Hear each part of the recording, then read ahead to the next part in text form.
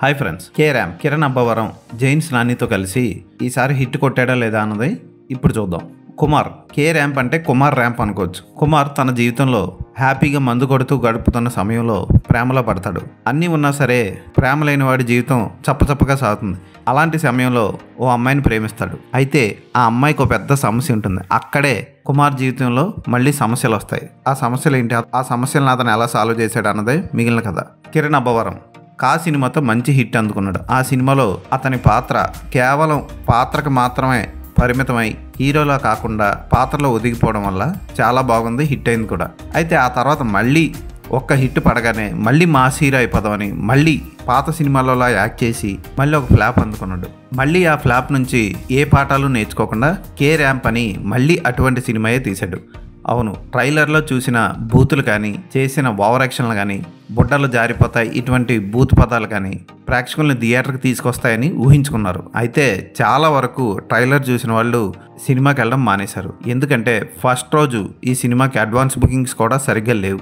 Okay, advance booking పక్కన పెడితే cinema లోపలికి వెళ్ళిన తర్వాత చైతన్య భరద్వాజ్ అందించిన సంగీతంలో ఒక్క పాట కూడా బాగోదు. హీరోయిన్ చూడడానికి బాగుంటుంది కానీ over action, too much over యాక్షన్లా అనిపిస్తుంది.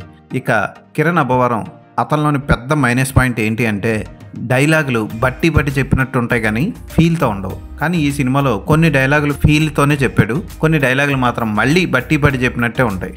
మాస్ హీరో అయిపోదామని గ్లాసులో మందు పోసుకునేది, గాల్లో ఎగరేసి తన్నేడాలు ఇవన్నీ చేశాడు కానీ అది అతనికి సూట్ కాలేదు. అది అతను ఎప్పుడు తెలుసుకుంటాడో అప్పుడే బాగుపడతాడు. ఫైట్స్ అస్సలు న్యాచురల్గా లేవు, ఓవర్ ద టాప్ ఉన్నాయి. కామెడీ కూడా టూ మచ్.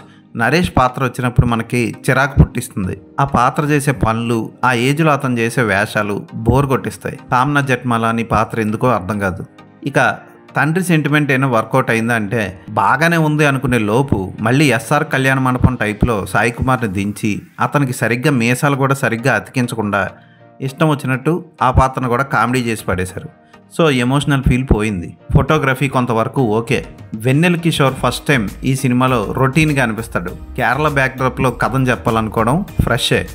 కానీ ప్రేమం సినిమా చూసిన వాళ్ళకి మళ్ళీ ఆ సినిమాని చూసి కాపీ కొట్టారా అన్న ఫీలింగ్ కలిగిస్తుంది ఈ సినిమా. ఏదైనా సరే ఈ దీపావళికి రిలీజ్ అయిన 4 సినిమాలు బిలో యావరేజ్గా ఉండడం విశేషం. ఈ సినిమాలో అక్కడక్కడ కొన్ని కామెడీ సీన్లు ఓకే అనిపిస్తాయి, అంతే తప్ప పెద్దగా సినిమాలో చెప్పుకునేది ఏమీ లేదు. ఫ్యామిలీతో కలిసి ఎంటర్టైన్మెంట్ పొందేయాలనుకుంటే ఈ సినిమా మీకు ఆ ఎంటర్టైన్మెంట్ని ఇవ్వదు. కొన్ని డబల్ మీనింగ్ డైలాగులు లాంటివి, మ్యూట్లు చేసిన, మార్పులు చేసిన మనకి తెలిసిపోతూ ఉంటాయి.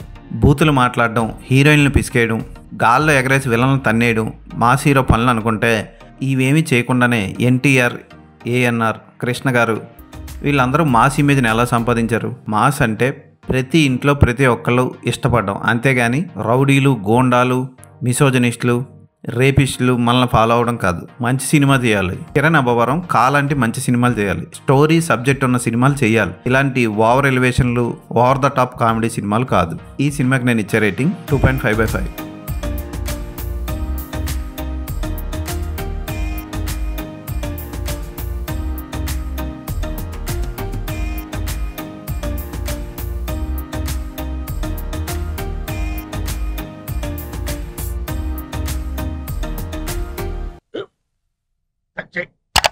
స్కూల్ బెంచ్ లాగా ఎంత గట్టిగా ఉందోరా?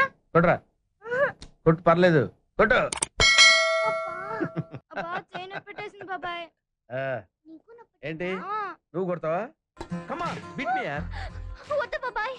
వాణ్ణి నేను కొట్టడం లేదమ్మా, వాణ్ణే నన్ను కొట్టమంటున్నాను. నువ్వేం కంగారు పడక్కర్లేదు. అడుగుతావేంటి?